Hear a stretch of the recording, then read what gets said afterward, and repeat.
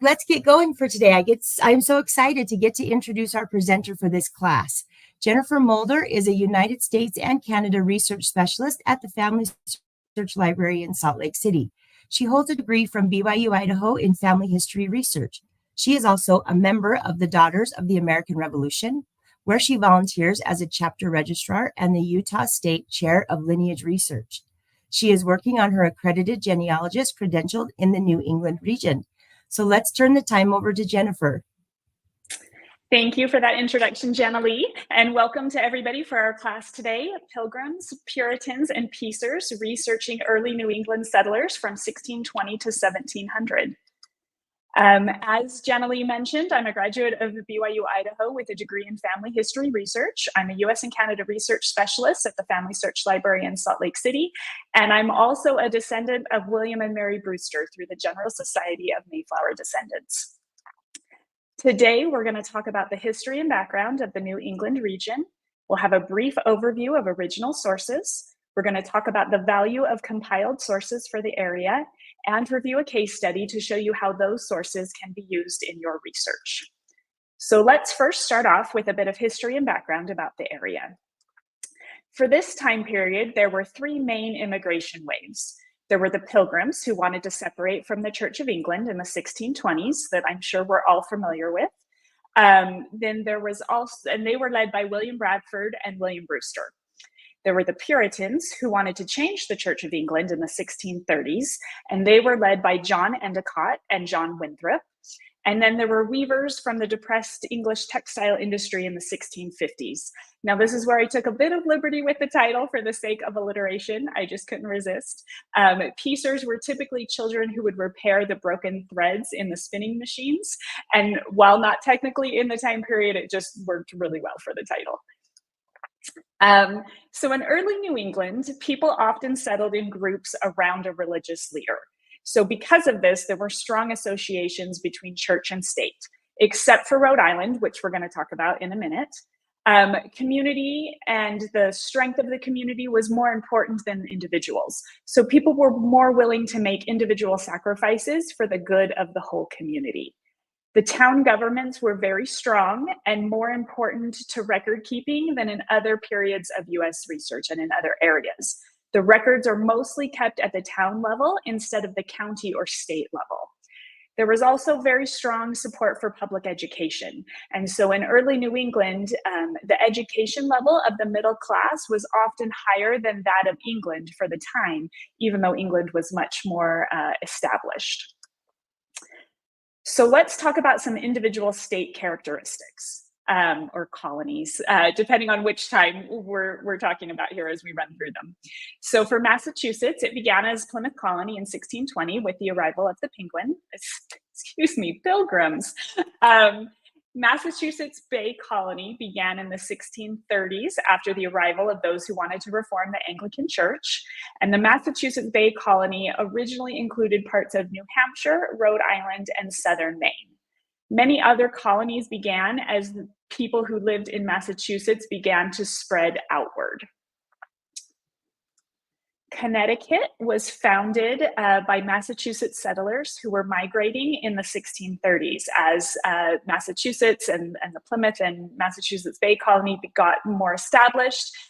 People began looking for more space or for different things, and so they spread out. Connecticut was often founded by those who disagreed with Puritanism. They were led by Thomas Hooker in 1636, who thought that the Massachusetts Bay Company was too strict. And then ironically, the New Haven colony in Connecticut was begun in 1637 by a Puritan minister, John Davenport, and a group of wealthy London merchants. And they thought that the Puritans in the Massachusetts Bay Colony were not strict enough. So on both sides of the issue, people were looking for something different than what currently existed. And so they spread to the Connecticut area. New Hampshire's first permanent settlement was in 1623 by merchants from Plymouth Colony. It initially included the province of Maine, and those separate towns in New Hampshire united as a colony in 1679, and they shared a governor with Massachusetts until 1741. So when you're looking for records in that area, the jurisdictions or who controlled those records changed depending on what time period you're looking for. Excuse me.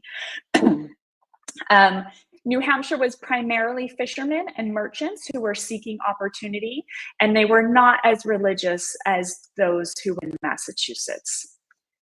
Maine was pretty sparsely settled in the 1620s, but it stayed that way until after the Revolutionary War, which was when they started to see the first new settlements. So for quite some time, they were pretty stable.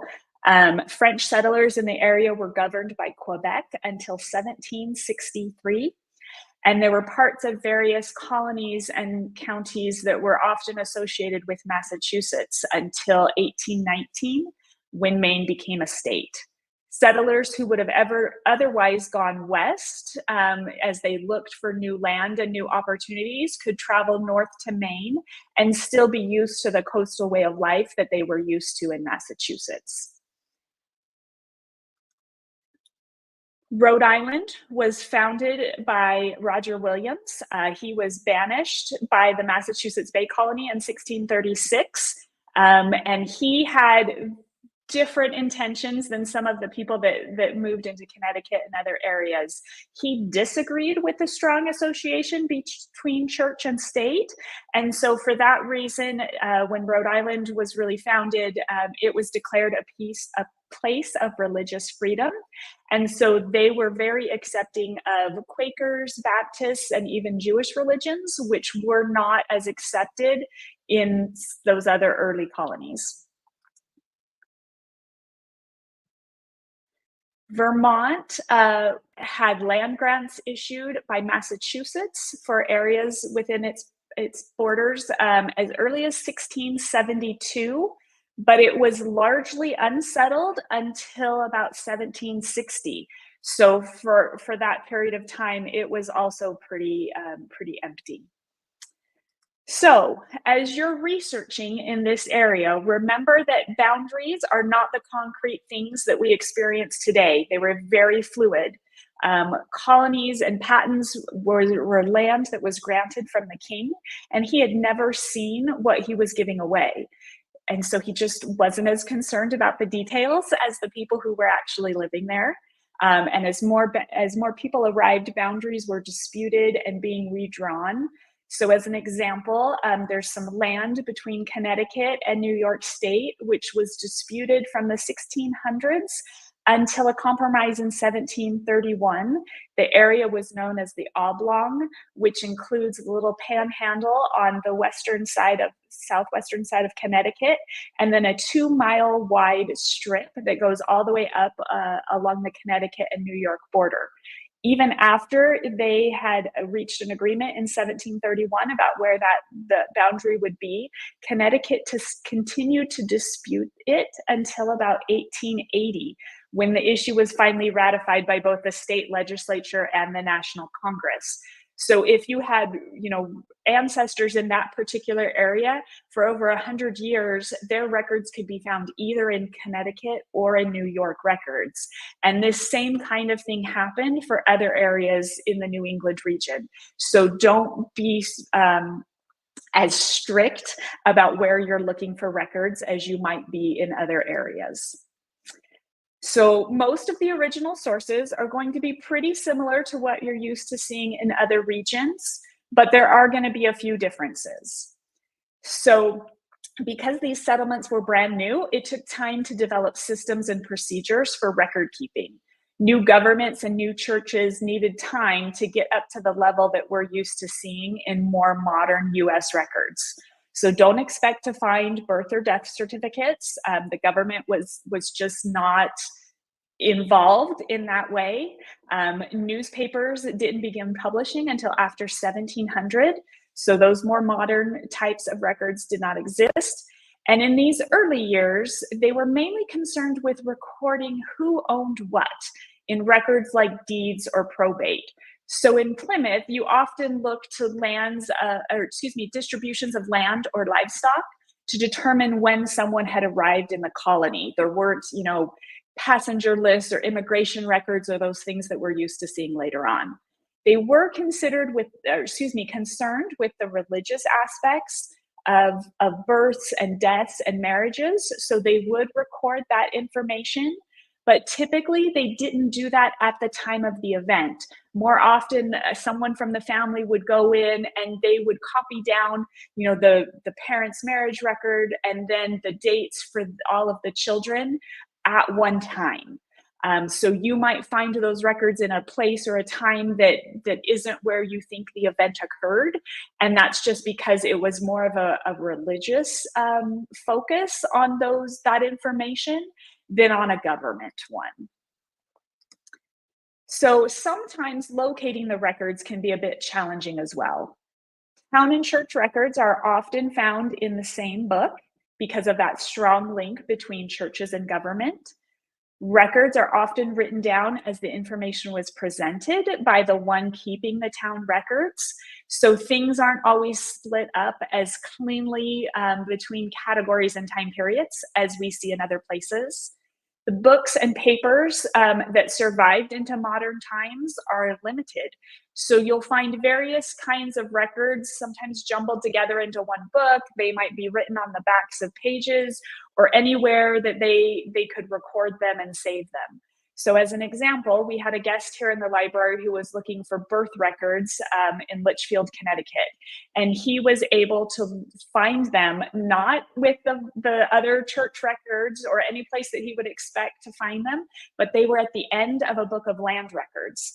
And in this case, towards the end of the book, they had been numbering pages, but then they began at the end with an entirely new set of numbers. So he had found that the record he was looking for in an index, but had he just looked on that particular page, he wouldn't have found the record he was looking for because he would have been looking in that first set of numbers.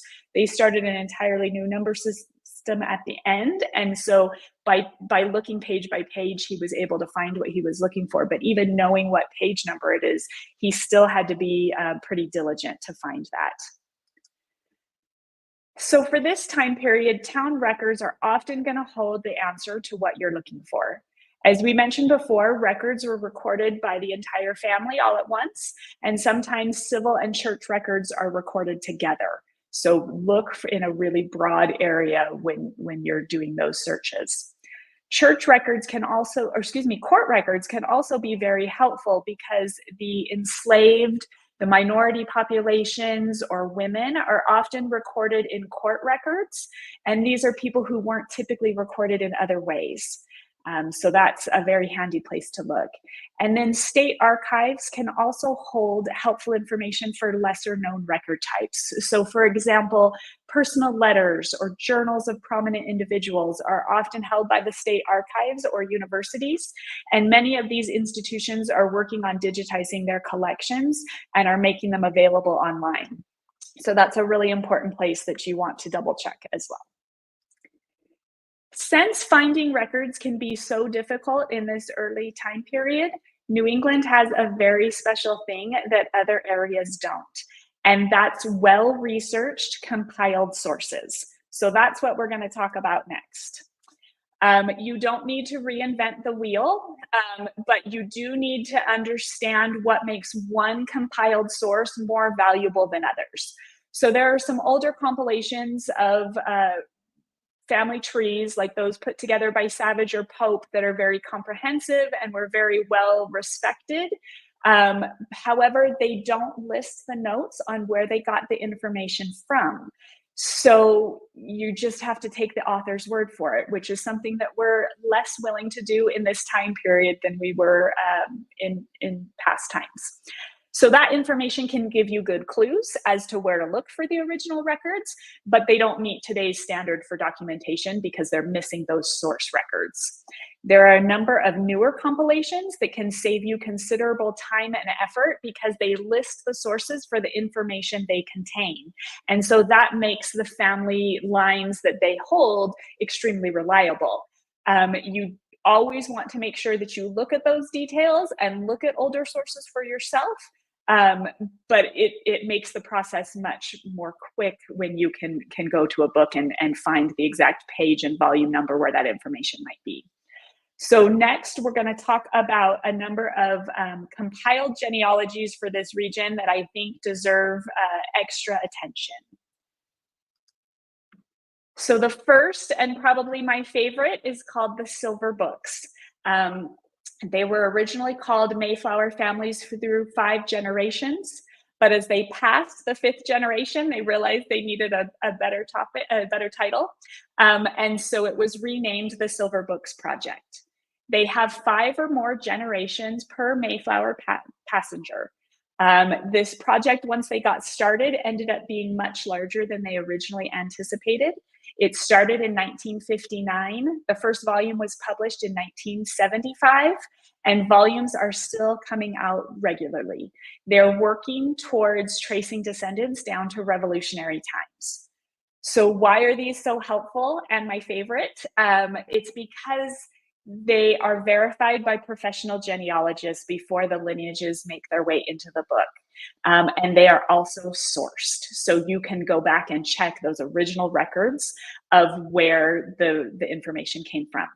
They are not available online with the exception of the 5th generation. That 5th generation can be found in the database for Mayflower families, 5th generation descendants, 1700 to 1880, which is available on American Ancestors. But the reason that they haven't made it more widely available is because they use the funds from the purchase of the books to continue the project. The good news, though, is that they are so well respected that many libraries have copies, and you can find copies that are located near you at worldcat.org using the full name Mayflower Families Through 5 Generations. It's published by the General Society of Mayflower Descendants, and a link to WorldCat can be found in your handout, but you can put in the book that you're looking for, you can put in where you're located, and it will show you what libraries have that book available near you. So with the Silver Books, the organizational structure is also a little bit different. So it helps to understand the terms that they use.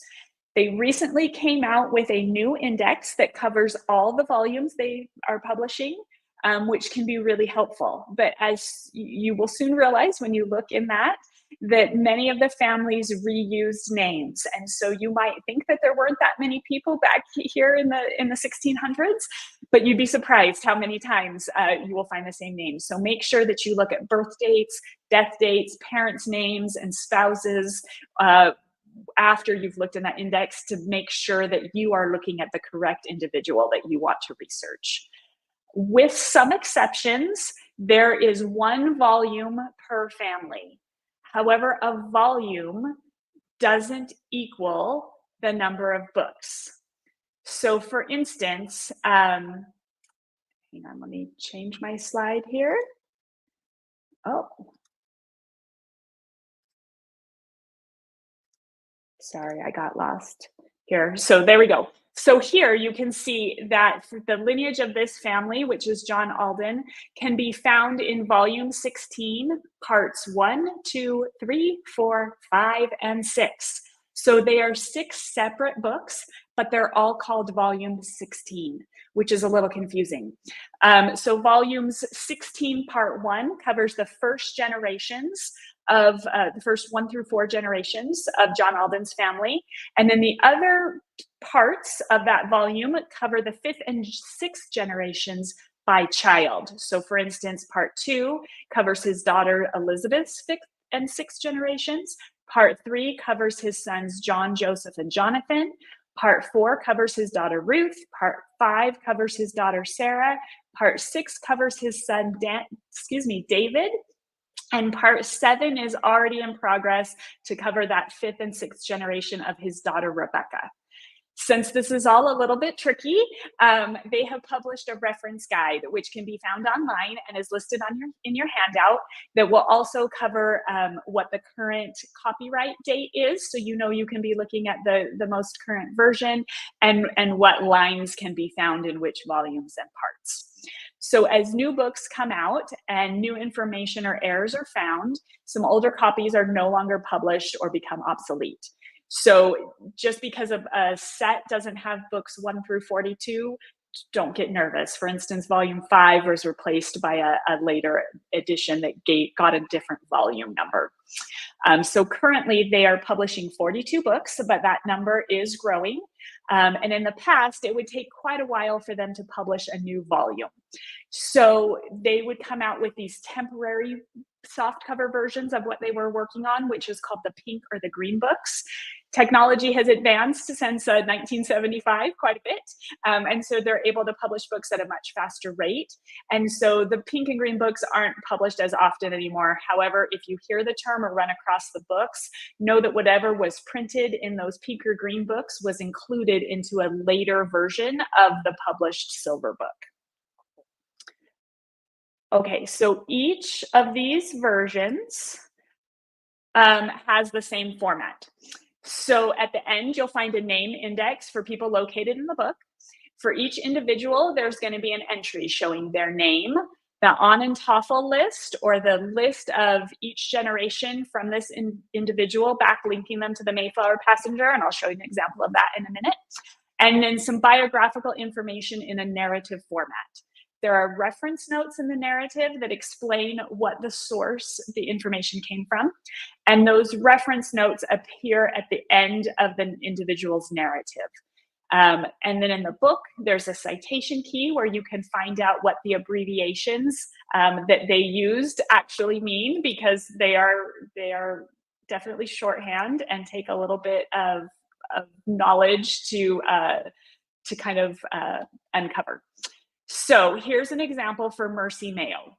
You can see that, and the parentheses right after her name is that Onondaga list. And so she's descended through William Brewster, through his daughter Patience. Patience married Thomas Prence. So their daughter's name was Hannah Prence. And then Hannah Prence married Nathaniel Mayo, and they had a son named Thomas Mayo. And so then Thomas Mayo was the father of Mercy.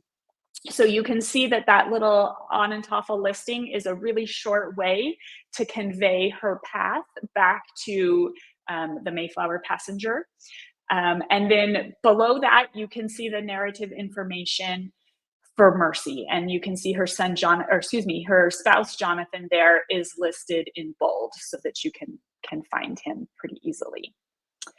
So then on the next screen here below her narrative, it's going to list the children of Mercy Mayo and Jonathan Godfrey. And then below that are those references that are so important. And so that will show you where to look for the original records that this information came out of. And then in the book, in the actual bound volume, there is the reference key that will explain what some of those things for. So for example, MD is Mayflower Descendants in reference number 1. So you will find in Mayflower Descendants, volume 8, page 94 is where you can find out that information, see the original source for that information that they give you there.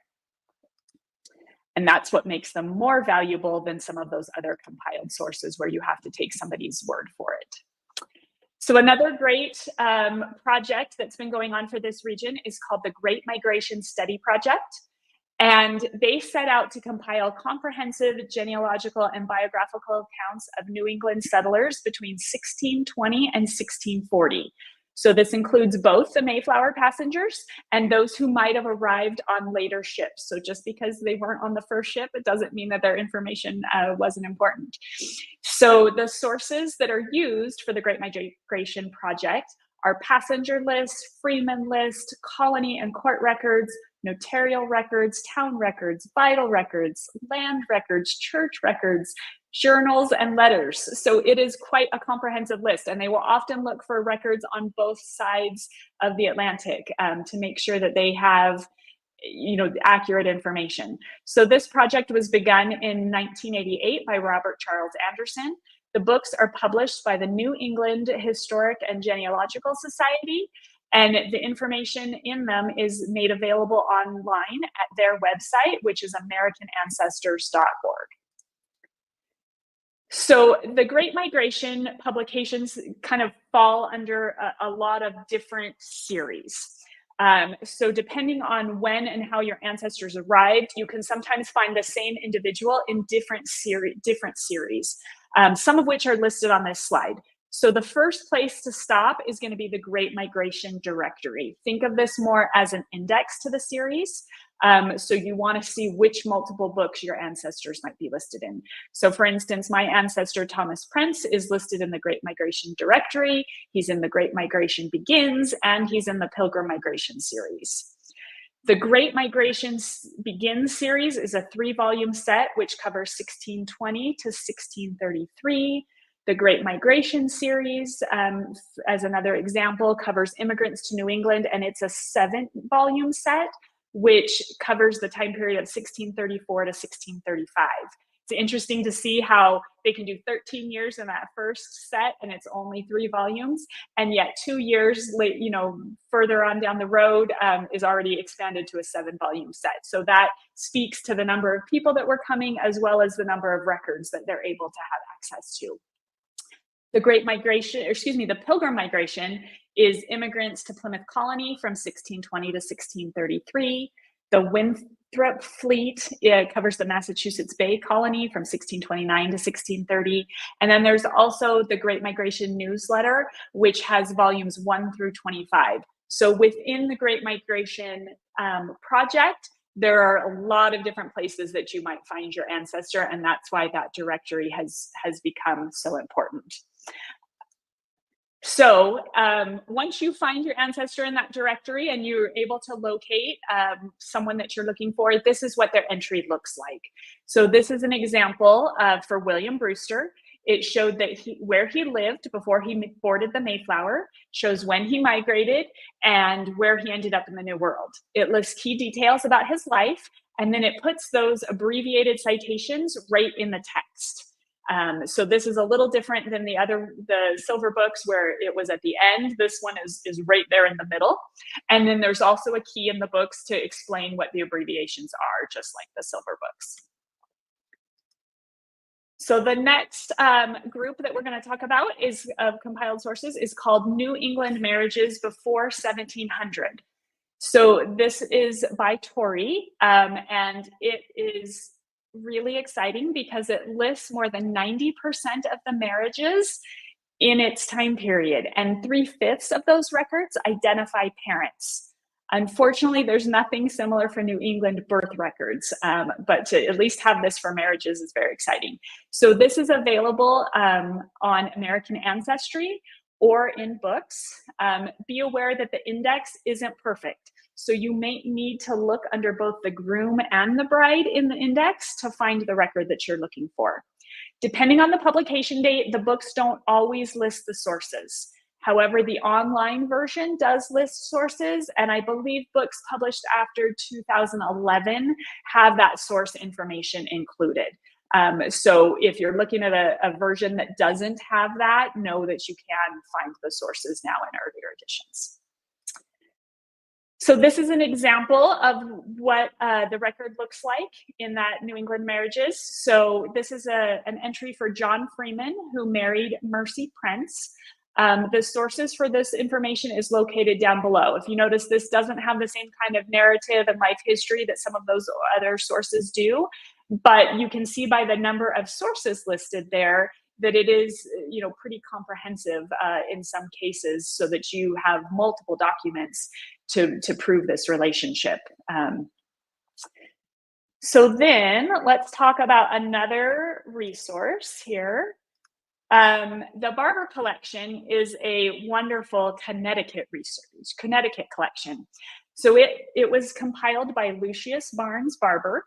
It's made up of abstracts or copies of vital information that came from town, church, or other original records. It essentially functions as a statewide index to births, marriages, and deaths up to 1850, and it has over 1 million entries. This collection, though, is also pretty tricky to navigate, and depending on where you look, you will get different amounts of information for the collection. So it's really important to understand the differences.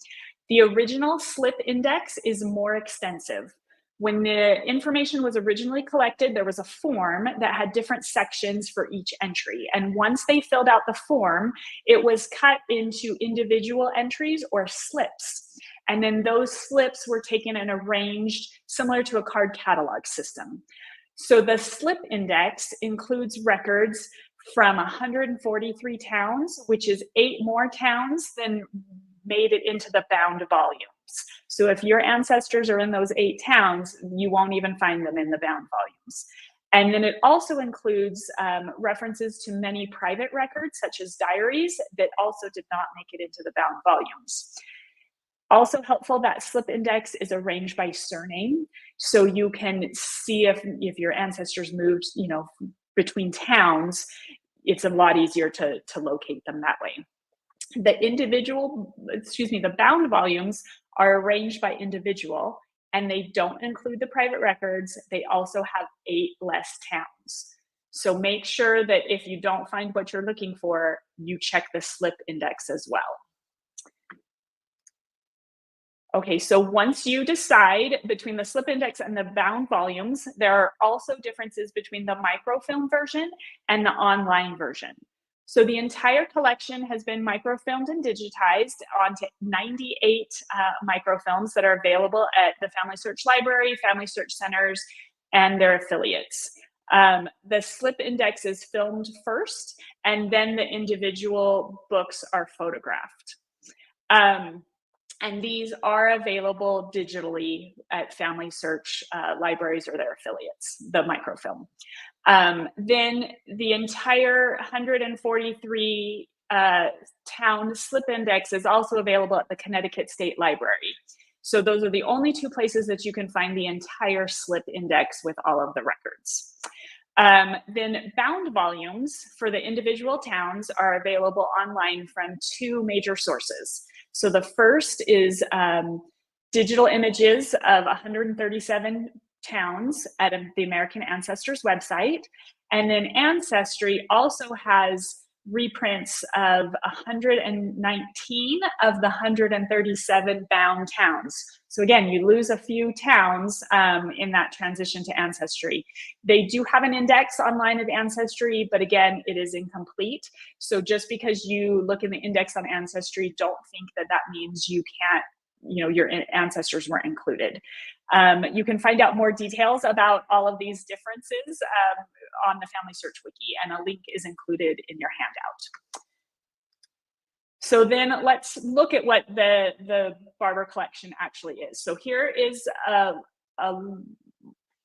view of the collection on Family Search in the catalog. You can see the film numbers. And if you were to click on the camera icon, you can turn page by page through the records.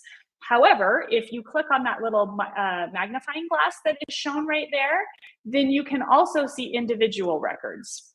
So this, if you clicked on the magnifying glass and you entered a person, in this case, I entered Philemon Rogers, it can very quickly find the individual that you're looking for, as opposed to having to turn page by page through the slip index images.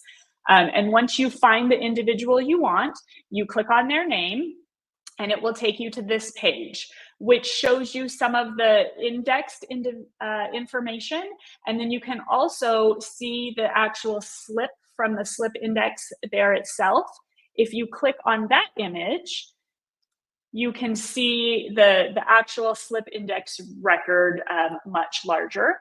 And you can see there that it lists in the red box the original record where they were able to find that information. And so then you would be able to track that down, and instead of just looking at an indexed version, you could quickly find the original record.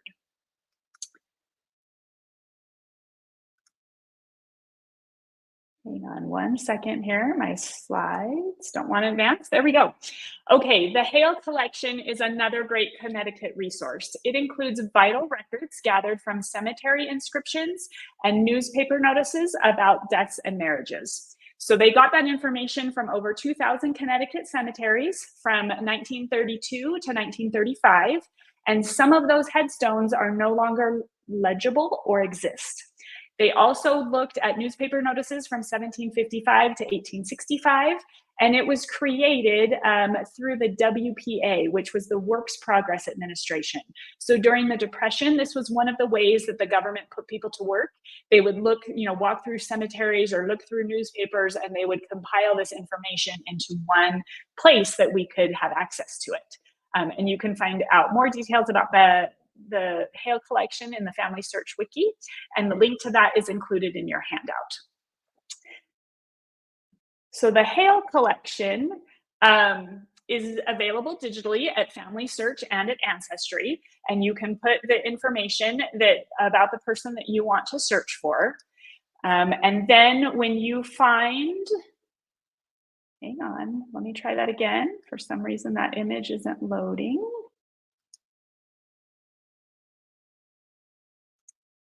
I can see it, but it's going blank for some reason. Okay, well, I'm just gonna have to, let me see if I go forward. Oh, there we go. Okay, so when you click on that particular entry, it will again give you the indexed version of that record and then the copy of the original document. Now remember, this is not the original record, this is the WPA project, so it's typewritten and it is not considered an original record, but it does tell you specifically where it's from. And so if you click on that original image, then you can see that typewritten WPA page there. So these particular records are from the Mullen Hill Cemetery. And here we can see that Elisha P. Rogers died November 11th in 1805 at the age of 40 years old.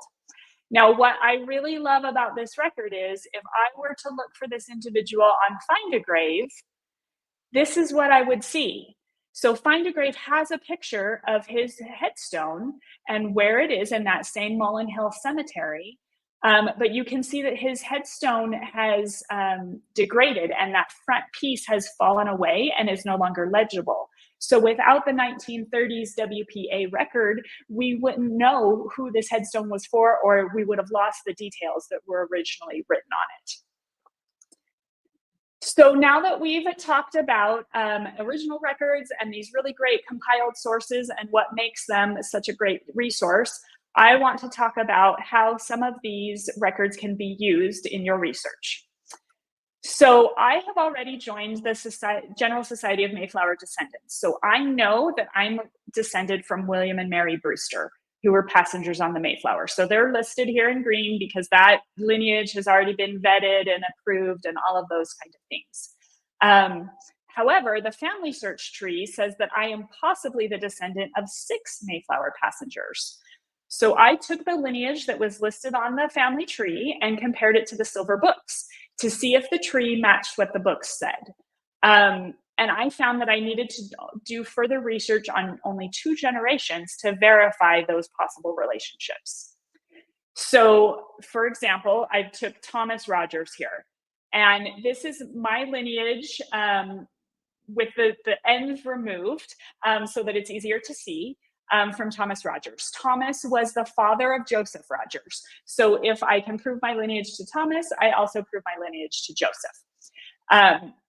So you can see here that there was 5 generations to get me down to Abner Crowell and Sarah O'Kiley. And that lineage was already proven in the silver books, and I can go to sources and verify that information with original records. And then I need these 2 generations in the middle that I need to research. And then George W. Eldridge and Sarah Crowell were previously verified by the Mayflower Society, my lineage to them, on my previous application. So between my previous application and the silver books, I just need to research those 2 generations in between, which is pretty great because that's not a lot of effort. So the first generation that I need to research is John P. Crowell, who was born in 1793 and died in 1865. He married Betsy Tripp in 1817. And so to make sure that I have all of my links between the generations correct, I started back with Sarah Crowell, who was proven on my earlier Mayflower application. Sarah Crowell's death certificate lists her parents as John P. Crowell and Betsy Tripp. So that provides a link from my previous application to this next generation. And then I was able to find a marriage record for John and Betsy in Brewster, Massachusetts. It lists John as living in Brewster and Betsy in Harwich at the time of their marriage. And John, if John was born in 1793, like the tree said, he would have been about 27 at the time of his marriage, which feels appropriate for the marriage date that is shown in that tree. So this feels the right time, the right place, the right ages for the people that I'm looking for. And then I was able to find a death record for John, which again is not showing. Let me see if I can go back and get that to come up. Oh, now you can see part of it. So that death record for John P. Crowell, you can see he's listed there. There is a slice of the record that for some reason is not loading that lists his parents above those red lines that is currently blank. So it did say that his father, Heman, was from Yarmouth, Massachusetts, and his mother, Sarah, was from Brewster. So I was able to confirm that, he lived in this area the whole time from his birth, death, marriage, that kind of information. So that takes me to my second generation. Oh, and that record finally showed up right there at the end. That takes me to my second generation that I needed to research, which is Heman Crowell and Sarah Finney. Heman is listed in the tree as being born in 1758 and died in 1814. And he married Sarah Finney in 1791. So using that information, I was able to find a birth record showing that Heman Crowell was born in 1758. He was the son of Abner Crowell and his wife, Sarah, and this record is in Yarmouth, which matches up with the death record from John that said that his father was from Yarmouth. So that gives me his birth information. I was able to find a marriage record showing that Heman Crowell was married to Sarah Finney in 1791 in Yarmouth. So that confirms that information from the tree. And this next step is where it gets a little bit tricky. So the tree lists two Sarah Finneys as being born to John Finney and Rebecca Holmes. While that's not impossible, this is unusual enough that I want to give it a little closer attention. So the sources listed for the first Sarah show all three of them just are versions of her birth record. When I looked at the sources for the second Sarah, the sources are for her marriage to Heman Crowell in 1791 and the birth of her son. Since there's no source for the later birth date of Sarah, it's possible that they're the same person and that the sources reflect two different periods of the same person's life. But again, I want to give it some extra attention. So if these were the same person, born in 1758 and married in 1791, that would make Sarah 33 years old at the time of her marriage. That's unlikely in this time period for a first marriage. So I was hoping that I could find her listed with her married name, maybe in her father's will, to prove that they were the same person. However, the Silver Books gave me a little tip here, and it listed that no probate records have been found for her parents. But I thought, it's been a while. We have some new things at Family Search. And so hoping to find that probate record for her father, I started using our new full text search. I was not able to find a record for John Finney. However, I also thought I'm going to look for Sarah as well, just to see what I find. And I was able to find a deed where Sarah Crowell, so using her married name, is selling land to her son, John Finney Crowell. So it lists both her and the relationship to her son, and her maiden name is used as the middle name for her son. So that made me feel like I was looking at the right person. I was fairly certain these were the right individuals. But the great part is that it further goes on to mention that her son, that the land was given to her by her father, Lazarus Finney. So her father was not John Finney, who was listed in the tree. And so finding this record was the key that I needed to know that those two Sarahs were not the same person. They weren't sisters either. They had two different fathers. So finding this in the full text search was really vital for my lineage. So I now know that the second Sarah Finney, wife of Heman Crowell, was not Sarah Finney, who was the daughter of John and Rebecca. And so that information proved that the tree was incorrect. And so, but it brings us back to this lineage with Thomas Rogers. So here I was able to just research those 2 generations, and I was able to prove that I was the descendant of Thomas and Joseph Rogers, because you can see that lineage here goes through Heman Crowell, which I was able to find all the documentation for, not the Sarah Finney that was incorrect in the tree. And so I can go, and by just researching those 2 generations, I was able to extend my lineage back 7 generations. And I'm pretty comfortable in the information that's in the silver books, but if I wanted to go back and double check all of those original documents, I could read where those were for those 5 generations. So that solved the Rogers family issue. But then I went back and looked at those other 2 possible passengers, Francis Cook and Richard Warren. And because I was able to know that this Sarah Finney was not the descendant of Rebecca Holmes and John Finney, that she had a different parents, I now knew that this was not the right information. So there again, there's, what we proved looking for that first time.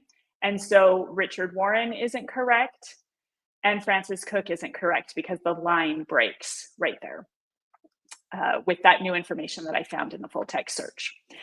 So by using a combination of tree, original, and compiled records, I was able to extend my lineage 7 generations by only researching 2 generations, thanks to these compiled resources, particularly for New England. And I already knew that I was descended from William and Mary Brewster. So those are in green. I now know that I'm also descended from Thomas and Joseph Rogers, and I know that I am not descended from Francis Cook and Richard Warren. And I've gone back in and changed the tree so that it is correct and reflects the right information. Since that time, I've also submitted a supplemental application to the Mayflower Society to prove my lineage to Joseph and Thomas. And I was able to find that new parent for Sarah Finney. And so Lazarus Finney is a whole new family line that I need to explore. And in the meantime, I've also enjoyed learning about Thomas and Joseph Rogers. Thomas died during that first Pilgrim winter in 1620, and Joseph was only 17 years old and was left alone in this new land. His mother Alice and his 3 siblings were left behind in Holland, while their father and older brother came over to make a new start for their family. With Thomas dying, that process became a lot longer, and Alice died in Holland while she was waiting for Joseph to become settled enough to provide for the rest of the family. His siblings were finally able to come out to Plymouth about 1630, and Joseph went on to become a notable person in Plymouth County despite his difficult start. He operated a ferry, he became a surveyor of highways, and he was involved in the founding of Bridgewater and Easton, Massachusetts. So despite his challenging beginnings, he was able to provide for his family and his future family, as well as contributing to his community. So to wrap up, whoops, my slides are a little off there. Today we were able to talk about the history and background of early New England. We reviewed some details about original sources. We learned the value of compiled sources for early New England, and we were able to see how these compiled sources can extend your lineage through a case study. So now, if my slides will advance again, we can start taking some questions from the chat.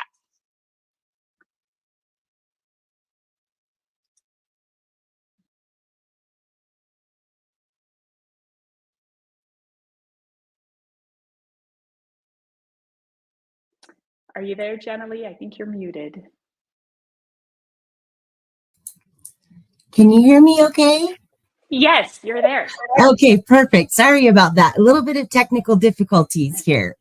Thank you so much for that presentation, Jennifer. This was great. So let's go ahead and take some questions from the chat.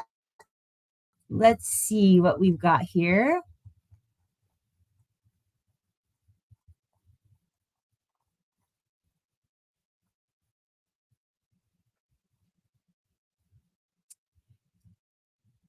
And if you have any questions that you'd like to ask Jennifer about this class, then please post it in the chat and let us know, and we'll make sure that she is available to answer that for you. So let's see. We just get a lot of comments right now, Jennifer, about what a wonderful presentation this was. Thank you.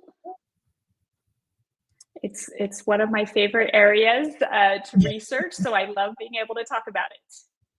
Well, you have some wonderful information. You're extremely knowledgeable, and I learned a great deal from it. So as I'm going through these comments, I'm just seeing nonstop compliments about how great this class is. I noticed one here from Diane Tarbox, and she said, she asked, would you relate again how you were alerted to the lines you were just discussing? So I went into the Family Search family tree, and I, under one of the activities, there's a way that you can see your famous relatives, and one of those lists is for founders, or excuse me, I'm trying to remember exact wording. Do you remember, Jenny? It's like, yeah, it's famous people, and one of those categories, explorers or something like that, applies to Mayflower research. And so that's where it said that I was descended from these individuals, and to give me a clue to start researching them further through the silver books and some other ways. Yes.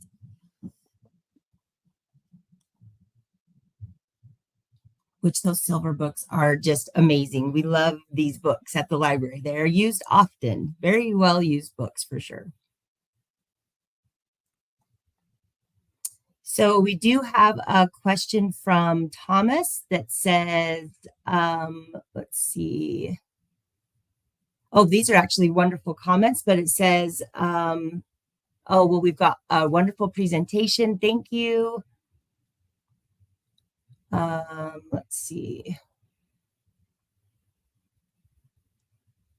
Somebody put in there, relative finder is one of the features that you can use on Family Search to find that list. Thank you for that term.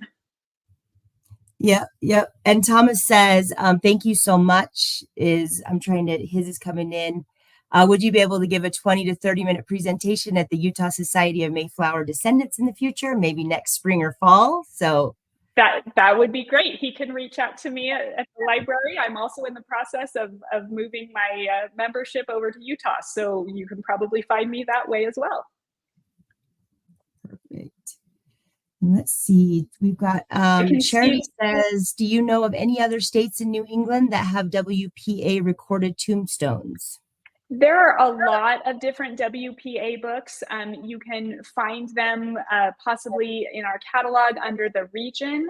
I also know that dar.org has an online collection of WPA books specifically, that you can see the list of what's available, and if they're for that answer there, or excuse me, if you can find what you're looking for there. I don't believe that they necessarily have all the pages imaged, but you can at least see some lists of things that they have easily online, just by WPA books. But the Family Search catalog would be listed by under the particular area, town or county.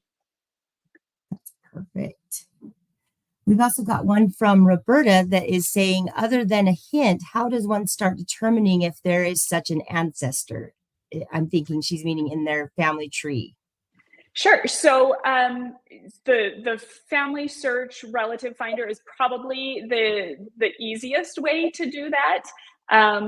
But you could start looking, if you can get your line back to the right time period and you have that individual, then you know that those first 5 generations are covered in the silver books or in somewhere else. If you're looking for Mayflower in particular, you can find them in the silver books. And so once you have your line to that time period, you could look into the index and see if that family surname or that individual is already listed in the index, and that would give you a shortcut for those, for those last 5 generations. Most of the Mayflower passengers are pretty well researched, and I bet lots of their lines show up in the tree automatically. Perfect. And also, Bill, he's wondering, is there a single index for the Silver Book project that people could go to? There is. They just came out with it, I believe, this year. So we are in the process of adding it to our stacks here at the library, but it is pretty new. I believe it just came out in 2024. So that might not be in your local library yet, but maybe if they have the other Siller books, that's something you could request because it makes the rest of the collection a lot more valuable. Yes, I agree. We've also got, what are some best resources for early Rhode Island? So I don't have a thought for Rhode Island right off the top of my head, but the first thing I would do is I would go to the Family Search Wiki and I would look at the page specifically for Rhode Island. And over on the box at the right-hand side, it talks about different record types. There's a specific page for all of the state, well, not all the states, the later ones, but for the early New England states, there's a link to a page for colonial records just for Rhode Island. So that would give you some options. I would also maybe look at their state archives or some genealogical societies in that area, and those are linked on that Rhode Island page as well. Excellent. We also have another question about the microfilm. Wendy is asking, you said that microfilms are available at Family Search Centers. Are they also available at ward buildings online? Yes. So the slip index for that Barbour collection, I think is what she's talking about. And those should be available at any Family Search Center or Family Search Library, and I believe the affiliate libraries too, but I haven't gotten a chance to try that. But those microfilms are all digitized. We've digitized our entire microfilm collection, and as copyrights and record holders allow, we make as many of those available as we can.